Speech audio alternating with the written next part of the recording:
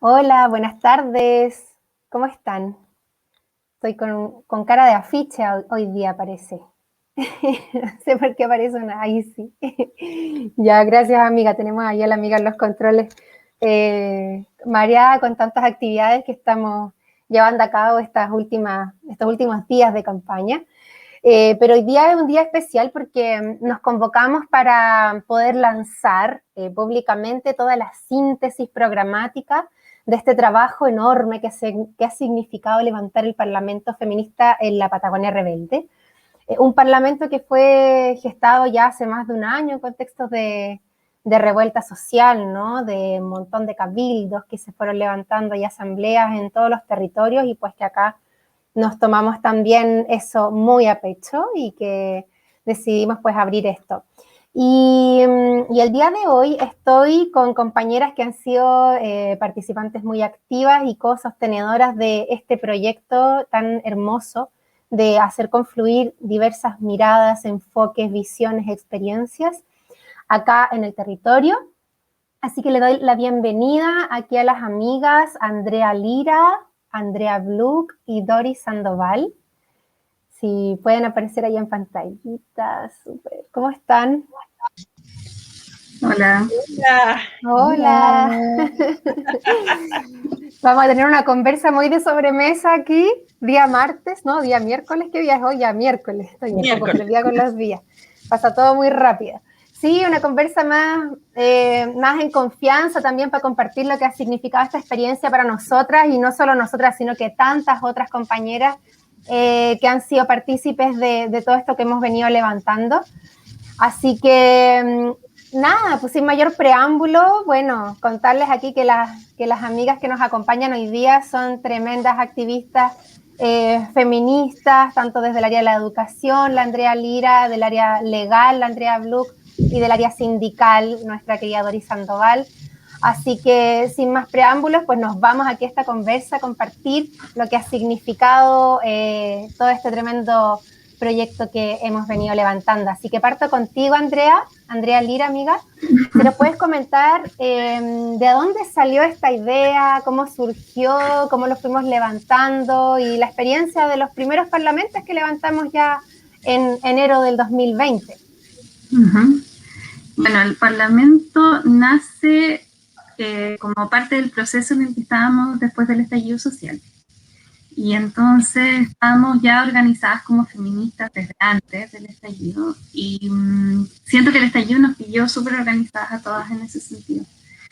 Y como parte de eso empiezan a nacer esta necesidad de asambleas, de cabildos en todo el territorio, y entonces nosotros empezamos a tener nuestro trabajo de cabildo, de asamblea feminista, y en paralelo las compañeras que estaban en contacto con activistas de Bolivia y Ecuador, ¿no? Estaban viendo cómo allá habían hecho un proceso constituyente también. Y entonces surge la idea de Leandra, creo, que no pudo asistir acá hoy día, pero que creo que fue la primera que puso la idea, de que armáramos una instancia de parlamento para ir pensando, ok, si la ciudadanía estamos todos pidiendo un cambio constitucional, entonces tenemos que empezar a pensar qué es lo que nosotras queremos y cómo lo vamos a hacer. Y de esa primera reunión vinieron varios encuentros de distinto tipo. No sé, me parece que nos estábamos todas, estamos acá ahora en una primera reunión que tuvimos como para ver cuál era nuestro primer piso. Y para mí fue súper impresionante ver, no sé, ustedes también me imagino que fueron a otros cabildos mixtos y no feministas, pero para mí fue súper impresionante la primera reunión y darnos cuenta que, claro, nosotros ya teníamos la primera plataforma nuestra, ya estaba.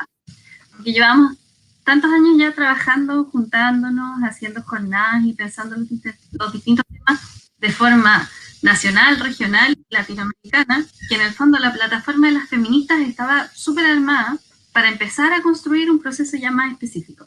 Y desde ahí nace la iniciativa del Parlamento, que significó varias reuniones. Para mí, de los procesos más ricos y desafiantes es esto de juntarse a conversar sobre temas que son vitales con gente que piensa súper distinto, que lo ve desde una mirada distinta y tratar de tener la paciencia, la construcción del diálogo para sentarse y conversar por horas y a veces sentir que no llegas a nada, porque estamos dando vueltas sobre el mismo tema pensándolo, pero eso es el proceso democrático y el proceso de construir ideas juntas y de pensar lo que estamos haciendo. Entonces, para mí, ese proceso súper desafiante es como la esencia para mí de lo que estamos presentando hoy día, de esa idea de poder sentarse y conversar, ¿no? Y discutir los temas.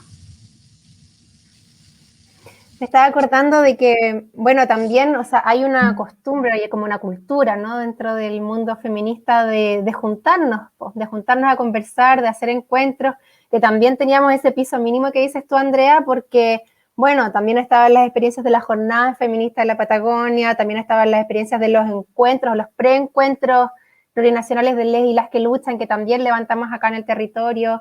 Pues entonces, y además que la costumbre de asamblear de forma periódica, pues obviamente ya genera una pisos bien, no sé si son mínimos, pero son pisos bien firmes que apuntan a máximas también, ¿no? Y de pronto Dori nos quiere comentar también de esa experiencia del primer parlamento, de esos presenciales, ¿no? Que yo creo que igual los atesoramos mucho, sobre todo en este contexto de pandemia que ya llevamos un año encerrados. ¿Qué nos puedes contar sobre cómo se vivió esos primeros parlamentos presenciales? Así, una experiencia tan vivificante, ¿no? Porque en mi caso también implicó un reencuentro con la construcción de diálogos colectivos feministas. Yo vengo causas desde los años 90 y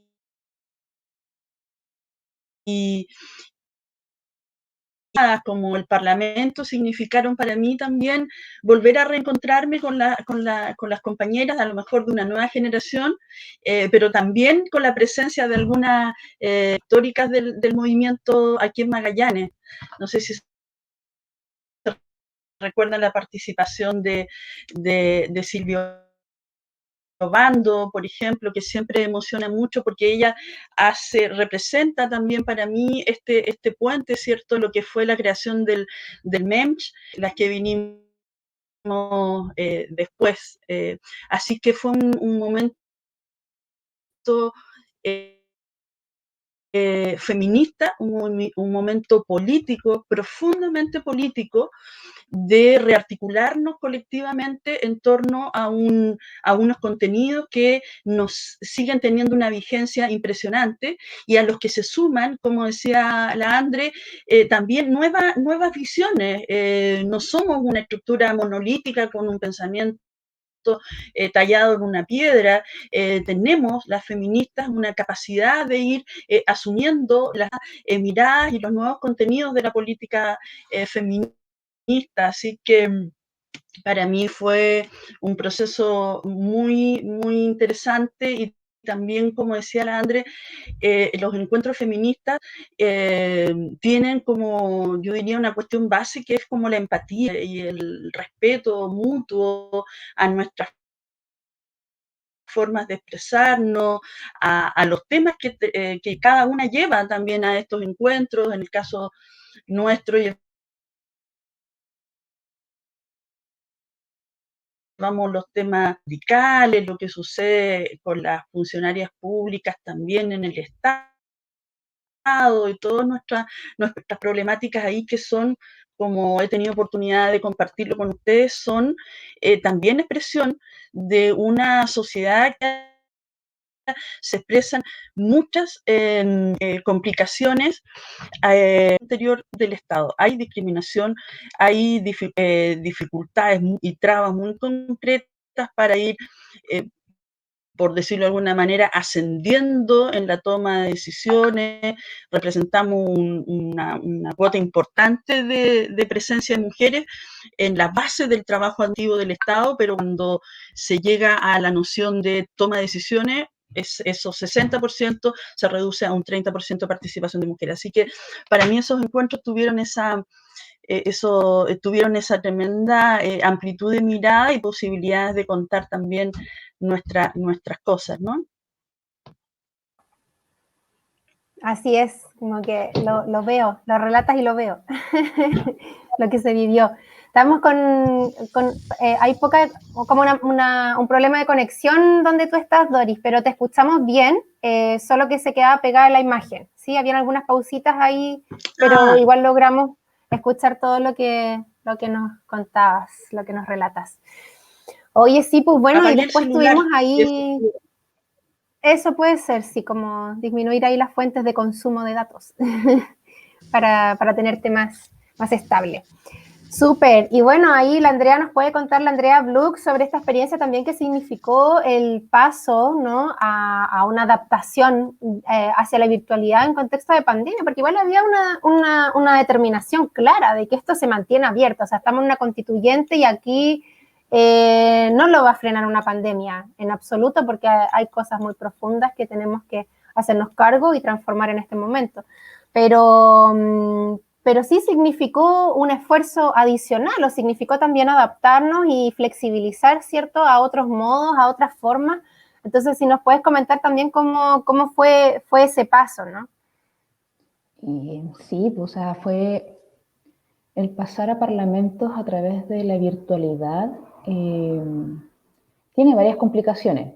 Desde que de repente tienes problemas con personas con problemas de conexión, como también nos está pasando un poquito acá con Dori, de repente que simplemente no se ve a la persona, pero también nos ocurrió a veces que dentro de la mitad del diálogo tenías a personas a las que se les cortan las opiniones, entonces todo se hace un poquito más lento. La organización misma implica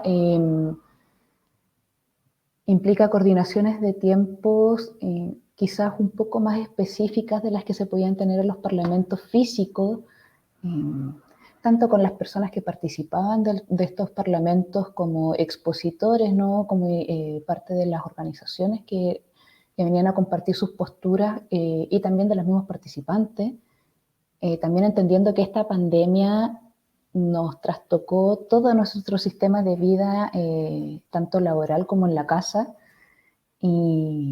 y que claro, ya no es lo mismo darte 2 horas o 3 horas, de repente un fin de semana para poder ir a conversar con las compañeras y poder intercambiar ideas, a tener 2 horas frente a una pantalla cuando estás en la casa, cuando tienes labores de cuidado, cuando también hemos aprendido de que los empleadores no respetan tampoco tanto los horarios desde que se empezó con el teletrabajo. Por lo tanto también tenemos a compañeras pendientes de los teléfonos, o que de repente no puedes participar porque tienes todavía pega para la casa cuando nunca saliste de la casa.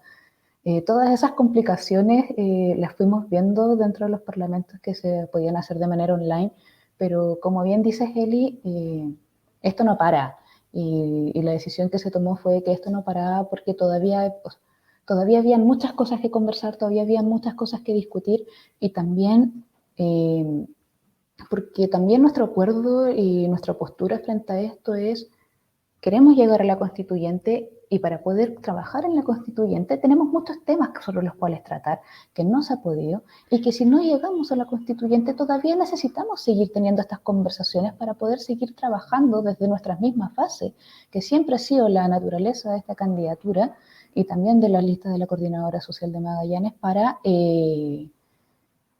seguir trabajando y para poder lograr cosas, estemos o no estemos en la constituyente. Vamos a llegar a la constituyente. Yo estoy segura que el trabajo que has hecho, Elisa, nos va a permitir llegar ahí y poder trabajar, pero también para poder trabajar en la misma constituyente es necesario que también los parlamentos en este periodo de pandemia lo sigamos haciendo un poco como contra viento y marea.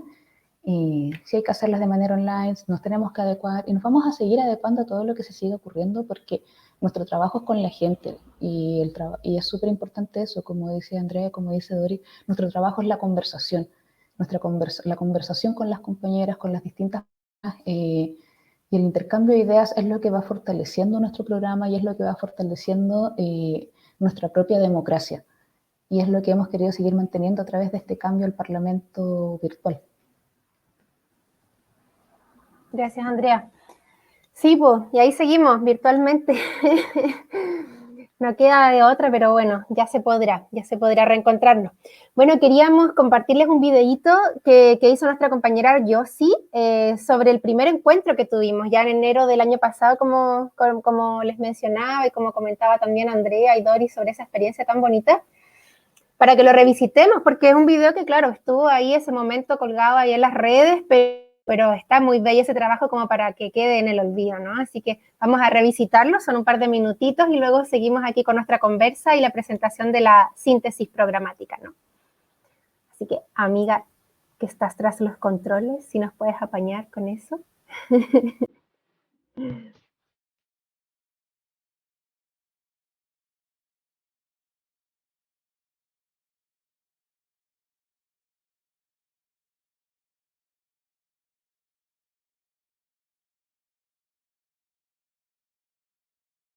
Sabemos que hay muchas organizaciones de mujeres y feministas activando en el territorio. Sentíamos que teníamos la necesidad de armar un espacio de diálogo con mujeres diversas para conocer por un lado cuáles son las propuestas de trabajo territorial que tienen, sus apuestas políticas, y por otro lado ver cómo podemos ir entrelazando, pensando en que la Asamblea Constituyente no puede ser sin las mujeres ni pueblos originarios.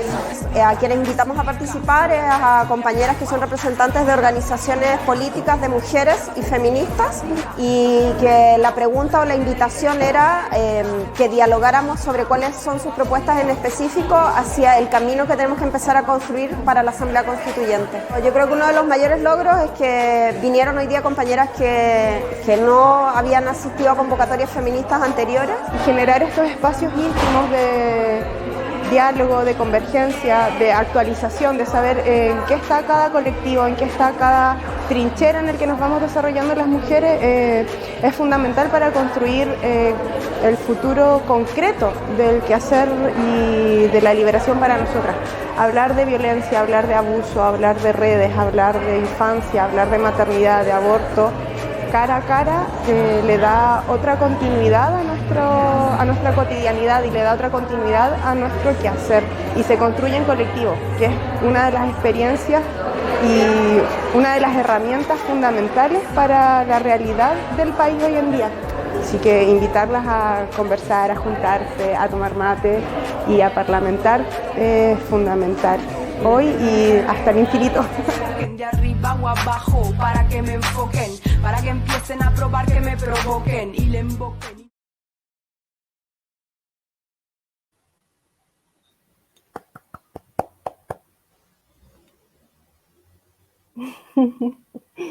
Qué lindo, qué ganas de reencuentro.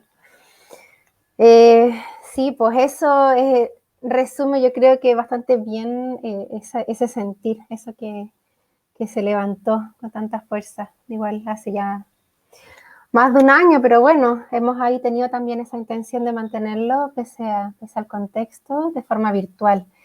Igual ahí hay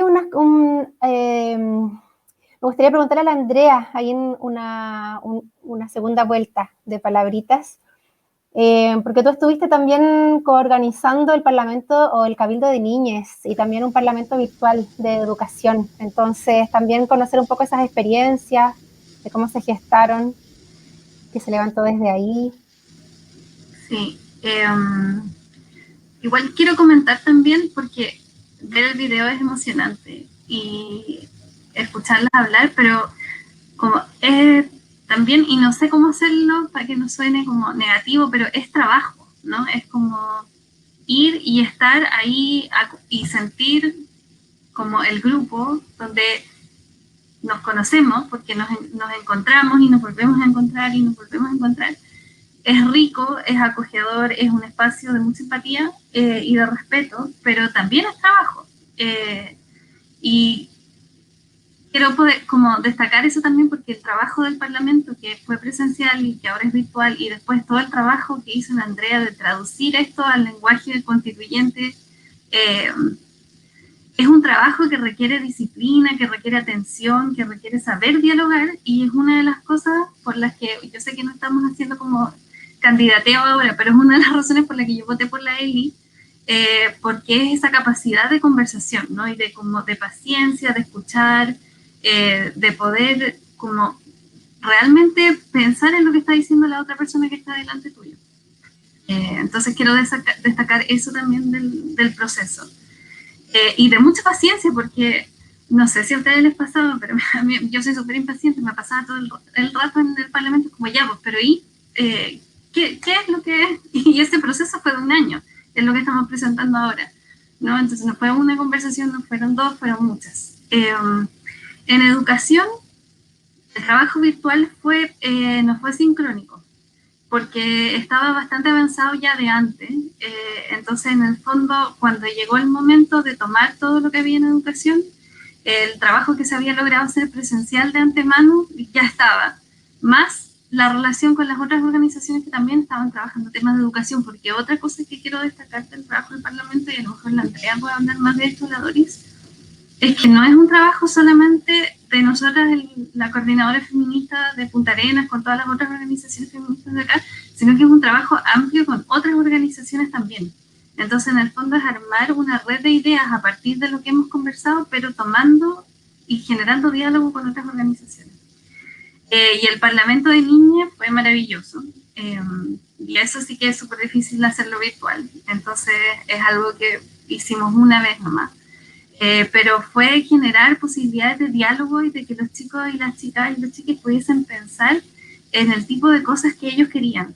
Y con niñez de distintas edades que participaron, fue mi hijo, de ahí hubo una marcha de niñas, que también es importante porque también genera diálogo y también genera otras formas de mirar la problemática.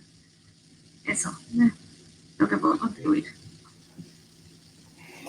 Sí, pues es súper importante eso, o sea, son cientos de mujeres y niñeces que han participado en todo este proceso, ha sido súper amplio realmente y es como también recuperar esa cultura también de la escucha, del diálogo, de reencontrarnos desde lo profundo también, pues de poder comprender, de poder entrar en una sintonía con una otra, con un otro, ¿no? De darse los tiempos, que es algo súper perdido o que nos han también arrebatado en esta imposición de una cultura del consumo, de lo inmediato, de que somos números, ¿no? Y este encuentro que es humano también, de encontrarnos desde lo más profundo de nuestra humanidad, pues tiene un valor incalculable, o sea, es algo invaluable realmente, que es lo más valioso, los espacios de diálogo, de encuentro. Y sí, pues ahí me gustaría, igual que la Doris, nos pudiera dar sus apreciaciones ahí ya de perspectiva más política de la significancia que tiene también levantar estos espacios de participación, de diálogo en el territorio y de cómo también se proyecta, ¿no? Se proyecta ahora ya desde la coordinadora social, cuál es la relevancia, así en términos de contexto, de historia, de bueno, la situación que estamos atravesando como país y para el territorio también, ¿no? Sí, yo estaba escuchando atentamente ahora también las reflexiones respecto de la importancia de parlamentar, de dialogar, de asamblear, de darnos extensos tiempos para ese diálogo, para que se expresen. Y eso también es una cuestión bien profunda, porque históricamente y culturalmente esa como habilidad individual y colectiva de las mujeres de hablar, de conversar, de dialogar, es muy vilipendiada, ¿cierto? Culturalmente por el sistema. Es visto como una característica como negativa del ser mujer o ser mujeres en comunidad. Y me parece que los espacios de parlamento reivindican eso, porque hoy día el mundo atraviesa, como ya en algún momento en su libro El cáliz y la espada se señalaba, Rian Eisler decía, estamos en una encrucijada evolutiva, las decisiones que tomemos ahora respecto de nuestra convivencia entre seres humanos y nuestra relación con la naturaleza va a ser vital para sortear esa encrucijada evolutiva o finalmente, si seguimos en un patrón como el que hasta ahora hemos seguido, los resultados pueden ser realmente desastrosos. Entonces, reivindicar la capacidad de dialogar y conversar es un hecho también político muy, muy, muy relevante, porque de las estructuras tradicionales, la forma de construir políticamente los consensos es completamente distinta. Ojalá reuniones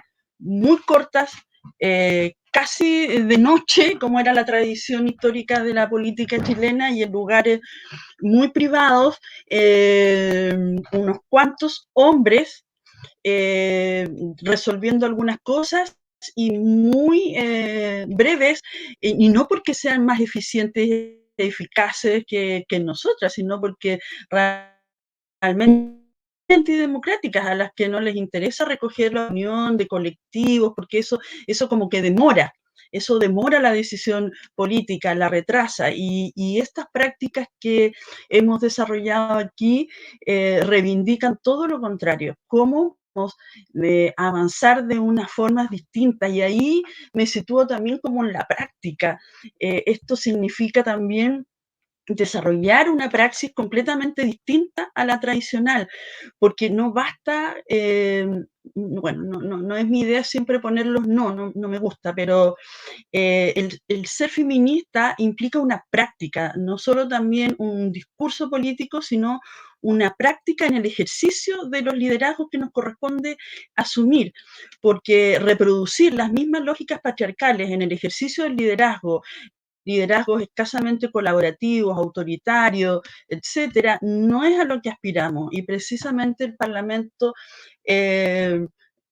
permite reivindicar una práctica política distinta, porque hemos visto penosamente cómo a veces compañeras llegan a situaciones de ejercicio de poder y replican las mismas prácticas en las que fuimos formadas. Entonces, eso es un hecho político de la mayor relevancia, es muy profundo, tal vez puede significar una sutileza, pero para mí no lo es. Estoy firmemente empeñada en desarrollar o ser parte de unas prácticas distintas en la cotidianidad del ejercicio del liderazgo y sindical. Y eso no está exento de críticas, ¿cierto? Porque acá no comulgan con estos estereotipos tradicionales del ejercicio de la política. Entonces, no, como exceso de democracia, exceso de diálogo, no vamos a llegar a ninguna parte, golpee la mesa, tome decisiones, son las viejas prácticas. Y por tanto, hoy día todo nuestro trabajo implica un aporte de esa perspectiva, y también a lo que majaderamente se insiste como las posibilidades de profundizar la democracia. ¿Qué es profundizar la democracia o fortalecer la democracia? Yo creo que si uno se mete en ese análisis, el esfuerzo del Parlamento, de los encuentros y la creación de la Coordinadora Social de Magallanes implican un ejercicio real y concreto de contribuir al fortalecimiento de la democracia, por decirlo en términos más tradicionales, o unas nuevas gobernanzas locales que implican nuevos liderazgos y nuevas prácticas. Así que la coordinadora social también tiene esa impronta, ¿no? Y ese aporte hoy día. Y me pareció relevancia que la coordinadora feminista, con todas sus distintas como organizaciones de base o que confluyen en ese espacio, sean parte de este proceso, porque implicó abrirse, como decía la Andre, a un diálogo con otros actores, para que otros actores que probablemente no necesariamente comulgan con todas nuestras ideas, primero las conozcan y seamos capaces de dialogar con los, por decirlo de alguna manera, como con los no convencidos o las no convencidas de un ejercicio muy, muy potente que ha ido pasando en estas semanas. Y entonces también eso contribuye a erradicar este mito urbano que la feminista probablemente para algunos es un mito, ¿cierto? Que no dialoga con otros. Y yo diría que es al revés, hemos dado muestras de que somos un ethos cultural importante con una gran capacidad de sintonizar con las demandas, porque las feministas no son otra cosa que también las demandas más sentidas y más humanas que cualquier persona puede tener respecto a la vida que quiere tener. Una vida más digna, más plena, más libre, y eso nos involucra, por cierto, en primera instancia, pero involucra a una sociedad en su conjunto. Así que la coordinadora social ha implicado esa posibilidad y es un aporte para oxigenar también la política regional, porque también era un mito que no había liderazgos jóvenes, que las prácticas son las mismas, y hemos visto cómo han emergido estos liderazgos tan potentes en los territorios de personas que no eran conocidas para la actividad política tradicional. Y detrás de ellas y de ellos una gran cantidad de personas, y ideas y contenidos y esperanzas que hoy día hemos conocido en el marco de la coordinadora, y que sin la coordinadora de verdad que no iban a tener cabida en el proceso constituyente de la Convención Constitucional, porque todo estaba preparado y diseñado para que efectivamente las organizaciones tradicionales pudiesen llevar sus candidatos. Así que es tremendo todo lo que está pasando. Siento muy feliz de que seamos parte de eso hoy día también. Muchas gracias, Doris, por tus reflexiones.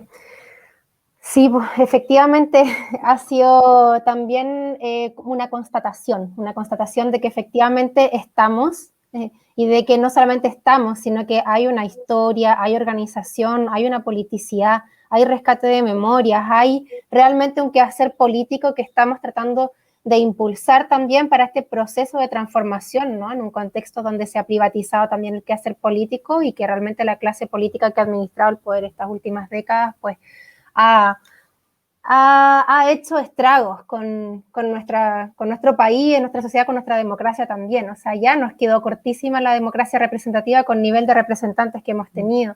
Así que surgió como una necesidad también urgente de poder levantar alternativas desde el mundo social y feminista, por supuesto, porque hoy más que nunca estamos ahí con toda la fuerza de la historia, igual impulsando también nuestras demandas. Así que ya nuestras voces pues van a tener que estar siempre presentes. Y bueno, nada, comentarles ahora un poco que no es que ahora recién estemos lanzando el programa feminista, sino que realmente hoy lanzamos esta síntesis, esta sistematización mucho más profunda y más aterrizada, ¿no? Hacia una perspectiva constituyente, con un lenguaje que también va acorde y en clave de esta constitución de que estamos aspirando, y que también hay un equipo jurídico que ha trabajado intensamente en poder hacer esta traducción de todos estos diálogos que se han venido dando ya hace más de un año en las distintas instancias en que nos hemos juntado a parlamentar. Y esta traducción se lleva a cabo por un equipo también de puras voluntades, de corazones gigantes, como todas las que activamos también desde estos lugares. Siempre, y ahí la Andrea también tuvo un rol muy importante, la Andrea Bluck, que me va a acompañar también a presentar estas láminas de los 5 ejes principales que logramos también resumir, ¿cierto?, de toda esta síntesis programática, que ya la van a poder ver en los links, en las biografías, ¿cierto?, del Instagram, tanto de mi candidatura, va a estar presente en los links del Parlamento Feminista también, en el Facebook y en el Instagram, y a disposición de quien quiera solicitarlo, pues nos mandan un correo, un WhatsApp, lo que sea, para enviarles este documento que está hermosísimo, que también ha sido embellecido por las manos mágicas de nuestra compañera Andrea Barría, que siempre hace maravillas con los contenidos ahí y la parte gráfica. Y bueno, esta síntesis, como les mencionaba, la logramos resumir en 5 ejes fundamentales, los cuales están muy bien desarrollados en esta síntesis programática. Así que le vamos a pedir aquí a la amiga que está tras los controles, a que nos pueda ayudar aquí a proyectar una a una estas 5 láminas para que cerremos con esto, y la Andrea me va a ayudar igual con la presentación de este resumen, ¿no? Algo muy cortito para que después ustedes lo puedan revisar con calma. Pero en primer lugar, comentarles, ¿cierto?, que este programa lo hemos logrado sintetizar en 5 ejes para sembrar el bien común, como le hemos llamado. Y estos 5 ejes son, en primer lugar, uno político, de cómo queremos este nuevo Estado. Un segundo eje que es social, respecto a esta cualidad, ¿cierto?, que queremos que sea incluida ciudadanía universal. El tercer eje, que tiene que ver con la plurinacionalidad y la multiculturalidad, que son demandas también centrales. El cuarto eje sobre el enfoque feminista, por supuesto, que le hemos dado desde los movimientos feministas, y el quinto sobre el enfoque ecológico, ¿sí? Así que vamos a los 2 primeros y luego le doy el pase a la Andrea Bluck. Vale, el primer eje, que es, como le decimos, político, ¿no?, respecto a esta visión de nuevo Estado, que lo queremos descentralizado y que el poder se desconcentre de una buena vez y con participación ciudadana, consiste en primer lugar como en una nueva organización política administrativa con un rol central en la gobernanza local, territorial y ciudadana. Para ello necesitamos que la ciudadanía esté legislando a través de plebiscitos e iniciativas populares de ley, que la participación ciudadana sea consagrada como un derecho constitucional, es decir, que sea informada, que sea vinculante, que podamos ser parte de las decisiones, que nuestras voces sean escuchadas y que podamos también tener incidencia en las decisiones que se toman en nuestros territorios y que afectan nuestras propias vidas. Sí, ahí se nos fue la pantalla en un segundito, pues después pasa también por tener un control ciudadano de la política, es decir, que haya revocabilidad y rendición de cuentas de los cargos públicos, para que no vuelva a ocurrir que tengamos ahí personas que han estado coludidas, que han cometido fraudes o otro tipo de delitos y que se mantienen en sus cargos sin posibilidad de revocar estos cargos, ¿no? Y finalmente la democracia participativa, que ya que me lo sé, que ahí se salió nuevamente la pantallita. Paritaria, amiga, paritaria. Perdón. Democracia paritaria, es decir, que la paridad no quede solamente en este proceso constituyente que hemos abierto y que evidentemente pasa por esta fuerza de los movimientos feministas que han empujado para que esto sea de esta manera, sino que realmente lo podamos llevar a todos los organismos públicos, ¿no? Para que podamos acabar con esta tremenda brecha que va en desmedro de las mujeres y disidencias, por supuesto, sexogenéricas. El segundo eje, que aquí ya nos va a pasar nuestra amiga, desde Ciudadanía Universal para la Libertad Social, es nuestro eje social, ¿no? Es decir, nosotros aspiramos a que nuestro Estado realmente sea garante de derechos humanos y con especial énfasis en derechos sociales. Y para ello necesitamos una red pública fuerte de derechos sociales, salud, educación, vivienda, pensiones, ¿cierto? Para que esto realmente esté al alcance y nos otorgue también vidas dignas, que es lo que estamos aspirando. Bajo un concepto de ciudadanía universal, es decir, un respeto irrestricto y sin discriminaciones de los derechos humanos universales. Derecho a un trabajo decente y sostenible, que son demandas, por supuesto, que vienen con mucha fuerza y hace muchos años también desde el sector público, que es algo que necesitamos también posicionarlo a nivel constitucional. Consagrar también la migración como un derecho humano, es decir, necesitamos también erradicar el racismo y la xenofobia en nuestra sociedad y en nuestra cultura, es decir, poder consagrarlos un primer paso para poder instalar también esta transformación a nivel sociocultural. Y, por supuesto, que es una demanda que también toma mucha relevancia y urgencia, es la refundación de Fuerzas Armadas y Orden y Seguridad, comprendiendo el contexto también de tremendas vulneraciones y de violaciones sistemáticas a los derechos humanos que han vuelto a ocurrir en nuestro país. Entonces, poder refundar esto y con un diseño en base al respeto efectivo de los derechos humanos y con herramientas de control civil es algo fundamental que también queremos llevar a la nueva Constitución. Vamos con el siguiente y le doy el pase a mi amiga Andrea Bluck. Gracias, Alicia. El tercer eje es el eje de la plurinacionalidad, interculturalidad y multiculturalidad. No está yendo la pantallita, pero siempre tenemos las opciones por otras partes. Ahí estamos. Gracias, amiga de los controles. Principalmente el eje de la plurinacionalidad dice relación con el reconocimiento, ¿no?, de todos nuestros pueblos originarios, de las culturas, las cosmovisiones ancestrales, reivindicar tanto las culturas como la libre autodeterminación, la de sus derechos también, los procesos colectivos, políticos que los pueblos originarios y ancestrales de todo nuestro país tienen.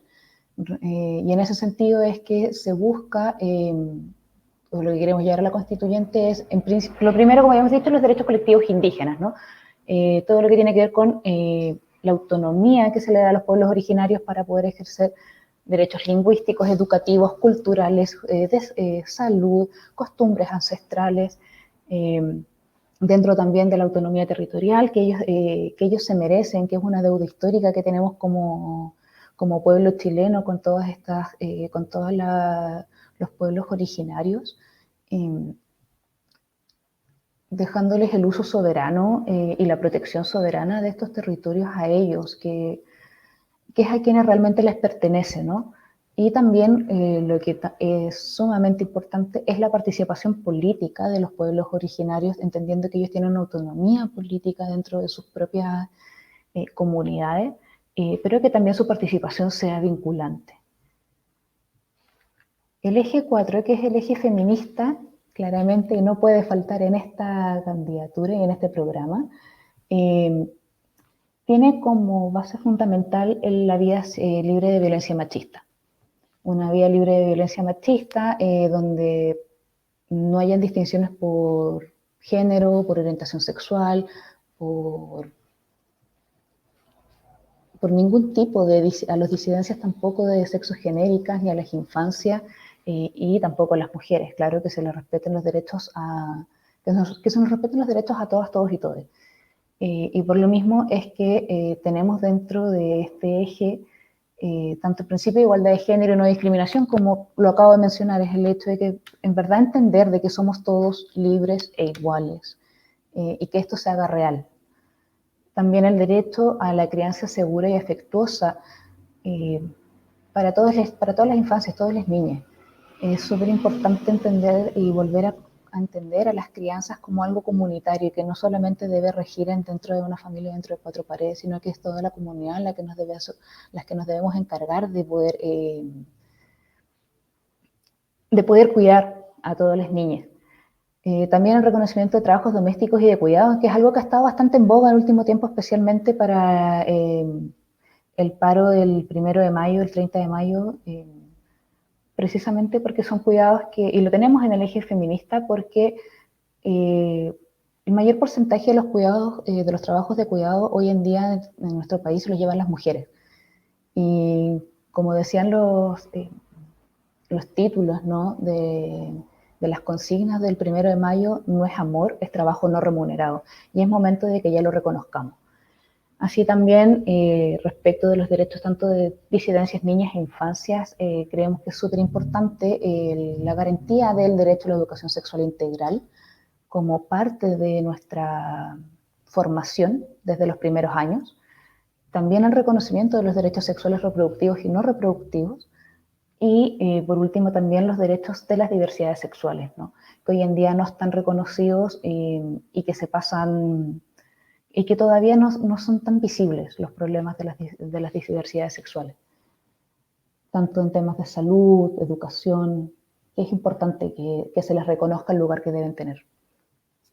Y el eje 5, sí, la amiguita, genial, el eje 5, que es el eje ya ecológico, tiene que ver con el mundo en el que vivimos, ¿no?, con la tierra en la que vivimos, que dice relación con que las vidas humanas, como bien dice la misma lámina, está vinculada en armonía con la naturaleza. La vida humana depende necesariamente de la naturaleza, y si es que no cuidamos la naturaleza y los recursos naturales, no tenemos vida.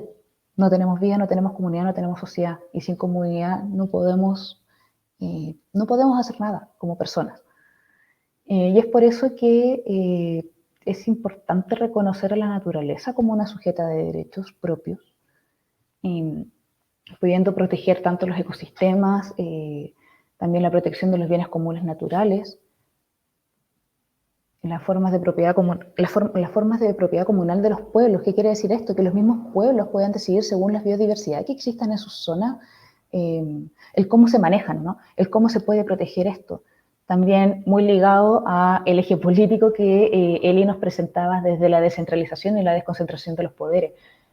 Chile es un país extremadamente extenso con distintas biozonas, que cada biozona tiene sus propias necesidades y nadie sabe mejor qué necesidades y cómo poder cuidar de estas zonas que las personas que viven o trabajan y conviven con estas mismas zonas día a día.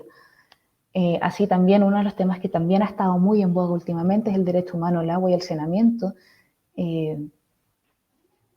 Dejemos de lado el robo del agua, tengamos el derecho al agua realmente como lo que corresponde que sea dentro de nuestra Constitución.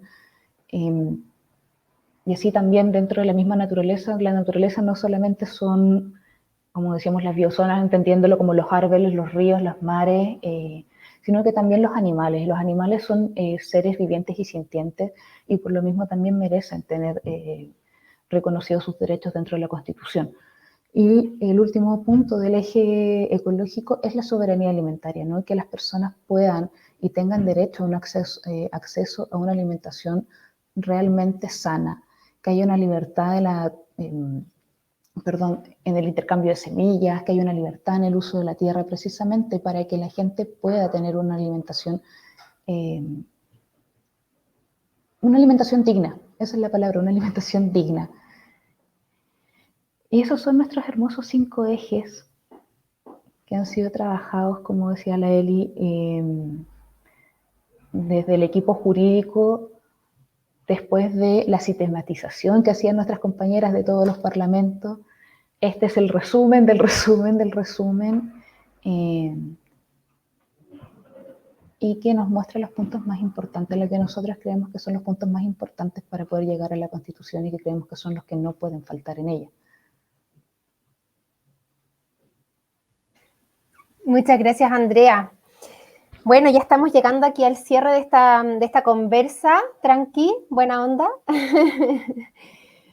con las compañeras Andrea Lira, Andrea Bluck, Doris Sandoval, Elisa Justinanovich que les habla. Les mandamos un abrazo muy cariñoso a todas las personas que han acompañado esta transmisión. Nos vamos a seguir encontrando sin duda porque sí que somos buenas para levantar encuentros, conversatorios y todo eso, o sea, es algo que nos caracteriza, así que vamos a seguir.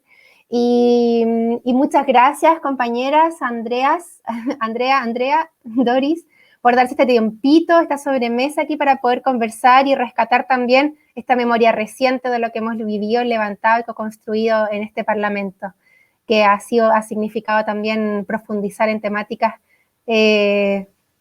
increíbles, ¿no? Se nos abrieron mundos a todas, así que yo creo que eso también es valiosísimo, como nos hemos ido enriqueciendo también, nutriendo nuestras propias experiencias con las experiencias compartidas. Así que, sin más, las libero a su tarde, que me imagino que están con muchos quehaceres también, y les mando un abrazo cariñoso a las personas que nos han acompañado el día de hoy. Acá hay unos comentarios que estaban, bueno, después los vamos a leer con calma ahí en el Facebook, todos los comentarios que nos dejaron. La Pauli. Gracias, Pauli, igual te amo. La Bárbara, maravilla poder participar del proyecto colectivo tan comprometido y sentido como este programa feminista desde la Patagonia Rebelde para el proceso constituyente. Gracias a todos los compañeros que han participado y con quienes nos hemos permitido vivir un proceso creativo soñando otros mundos posibles. Gracias, Bárbara. Un abrazo. Bueno, compañeras, un beso muy grande. Que tengan una linda tarde. Nos seguimos encontrando pronto. Chao, queridas. Chao, Andreas. Chao. Chao, Eli. Tremenda candidata tenemos. Muchas gracias. Un besito. Chao.